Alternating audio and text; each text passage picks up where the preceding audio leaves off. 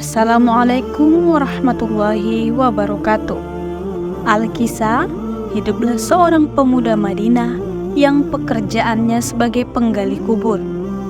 Selain bertugas menggali kubur ketika ada warga yang meninggal dunia, dia juga ternyata sering mencuri barang-barang berharga yang dikuburkan bersama jenazah.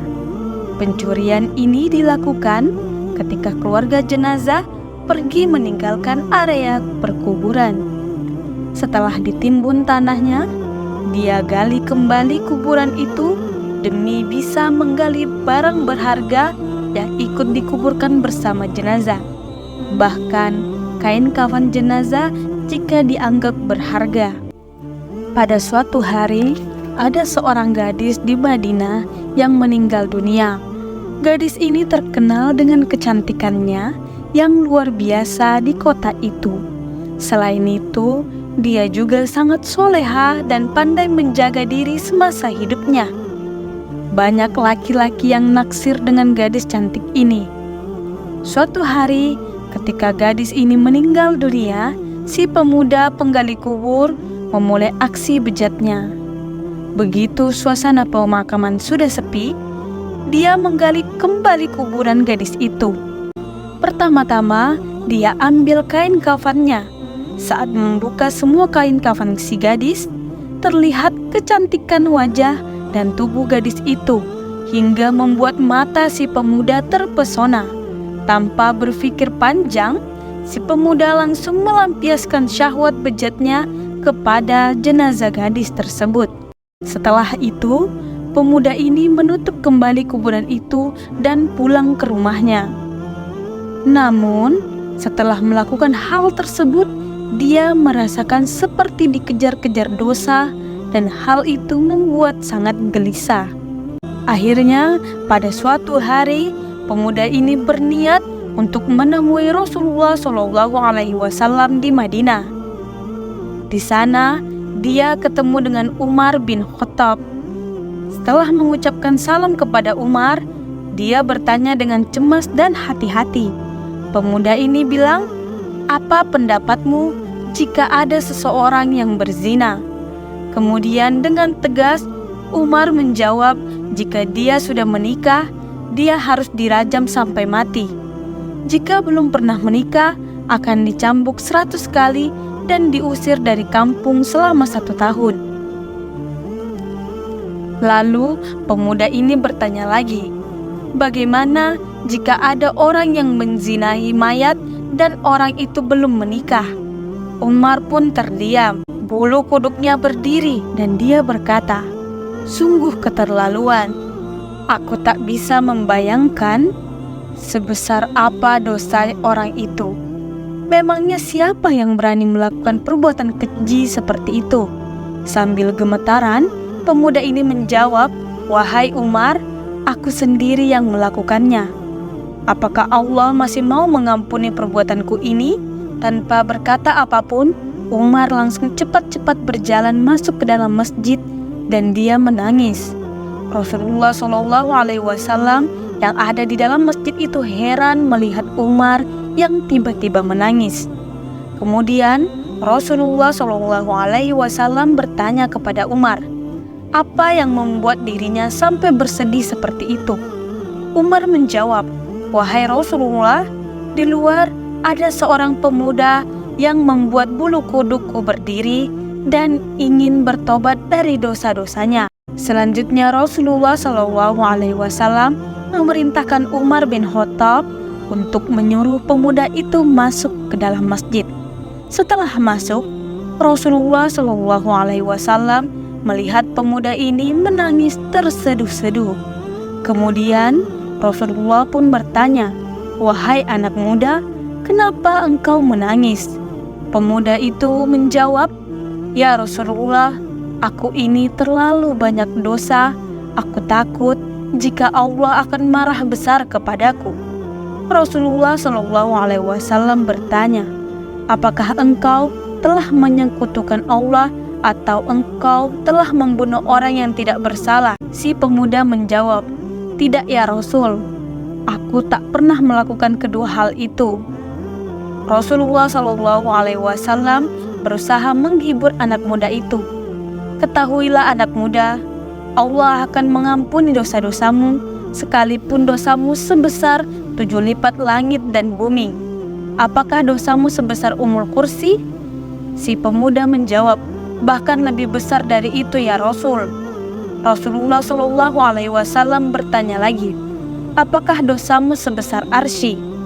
Sambil menangis, pemuda itu menjawab, kukira lebih besar dari itu ya Rasul.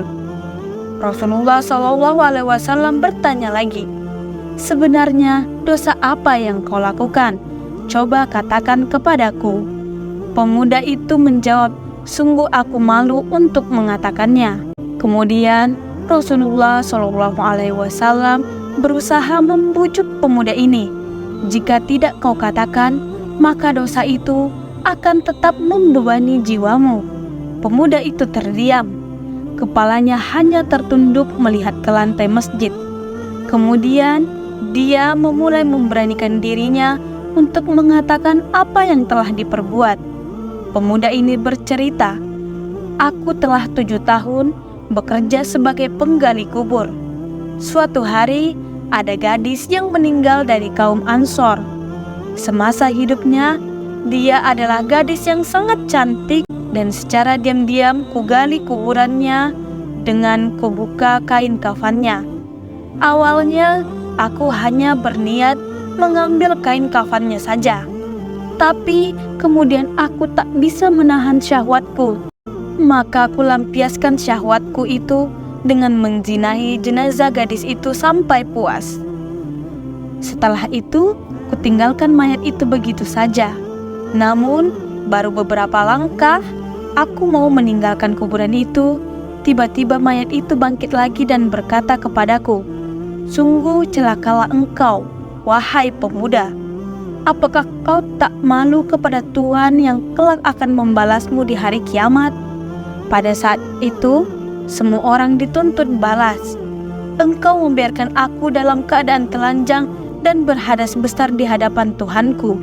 Mendengar pengakuan dari pemuda ini, Rasulullah Shallallahu Alaihi Wasallam menjadi sangat marah dan seketika langsung berdiri. Wahai pemuda fasik, tempatmu memanglah pantas di neraka. Keluarlah dari tempat ini. Si pemuda pun keluar dari masjid itu dengan lemas dan hati yang hancur. Tak ada baginya untuk mendapatkan pengampunan dari dosa-dosanya. Sebenarnya, saat itu dia betul-betul ingin bertobat kepada Allah Subhanahu wa Ta'ala. Dia pun kemudian melangkahkan kakinya tanpa arah dan tujuan. Saat itu, Rasulullah Shallallahu Alaihi Wasallam ingin mendengar petunjuk langsung dari Allah Subhanahu wa Ta'ala tentang peristiwa yang baru saja beliau dengarkan. Di sisi lain, pemuda itu pun pergi menyendiri dalam sebuah di gunung. Di gua itu dia terus menangis meminta ampunan kepada Allah Subhanahu wa Ta'ala. Dia pun bersumpah tidak akan keluar dari gua itu sebelum Allah Subhanahu wa Ta'ala memaafkannya dan menyampaikan ampunannya lewat Rasulullah Shallallahu Alaihi Wasallam. 40 hari kemudian, tubuh dan wajah pemuda itu berubah drastis. Selama di dalam gua, dia hanya bertahan hidup dengan makanan yang dia temukan di dalamnya. Dia terus berdoa, oh Tuhannya, Nabi Muhammad, Tuhan dari Nabi Adam dan Hawa, jika aku telah Engkau ampuni, maka sampaikanlah kepada Nabi Muhammad dan para sahabatnya. Tapi jika saja tobatku ini Engkau tolak, maka bakarlah aku di dunia dan bebaskan aku dari siksa di akhirat. Sungguh, aku tak akan sanggup menerima siksamu di akhirat kelak. Tak lama dari itu, Allah Subhanahu wa Ta'ala mengutus malaikat Jibril untuk menemui Rasulullah Shallallahu Alaihi Wasallam. Kemudian malaikat Jibril bertanya, wahai Rasulullah, Allah telah menitipkan salam kepadamu dan Allah bertanya, apakah engkau yang menciptakan makhluk? Rasulullah Shallallahu Alaihi Wasallam menjawab, Allah Subhanahu wa Ta'ala lah yang telah menciptakan aku dan semua makhluk. Jibril berkata, apakah engkau yang memberi rezeki kepada mereka? Rasulullah SAW menjawab, tidak, hanya Allah yang mampu memberi rezeki kepada makhluknya. Jibril bertanya lagi, maka apakah engkau yang menerima tobat mereka atau engkau yang menghukum mereka atas dosa-dosa mereka? Rasulullah SAW menjawab, Maha suci Allah yang maha memberi pengampunan. Jibril berkata, wahai Rasulullah, Allah berfirman, maafkanlah hambaku karena Allah telah mengampuninya. Kemudian Rasulullah SAW memanggil pemuda itu dan memberitahu kepadanya bahwa Allah Subhanahu wa Ta'ala telah mengampuni dosanya dan telah menerima tobatnya. Tak lama dari itu, pemuda ini pun meninggal dunia. Dan juga orang-orang yang apabila mengerjakan perbuatan keji atau menganiaya diri sendiri, mereka ingat akan Allah lalu memohon ampun terhadap dosa-dosa mereka, dan siapa lagi yang dapat mengampuni dosa selain dari Allah? Dan mereka tidak meneruskan perbuatan kejinya. Itu sedang mereka mengetahui. Al-Quran Surat Ali Imran ayat 135.